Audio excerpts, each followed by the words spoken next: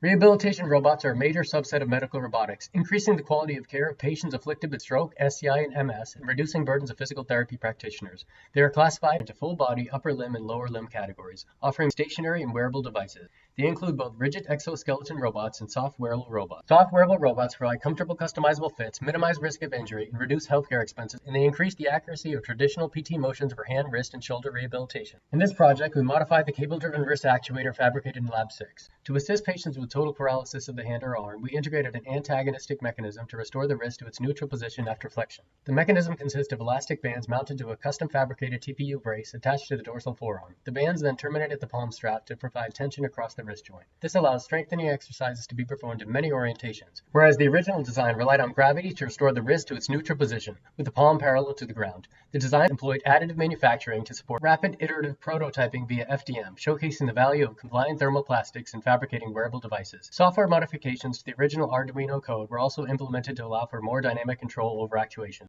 The first aim of our project was to improve the design of the cable-driven wrist actuator. As mentioned, we expanded the functionality using the antagonistic mechanism. We improved the comfort of the components by redesigning the textile sleeve fixtures to have customizable fits to conform to multiple individuals. We also utilized durable TPU that will prevent unintended breakage of the fixture that held the stepper motor. The second aim involved a NASA task load test on 4 group members to observe the level of difficulty and stress when performing a task with and without the modifications to our device. The user donned the wrist, holding the edge of their hand to a piece of cardboard labeled with angles from 0 to 90 degrees. They activated the actuator and allowed their wrist to be fully flexed by the tension. The tendons were relaxed as the user attempted to return their wrist to a neutral position, applying as little force as possible to assist their wrist.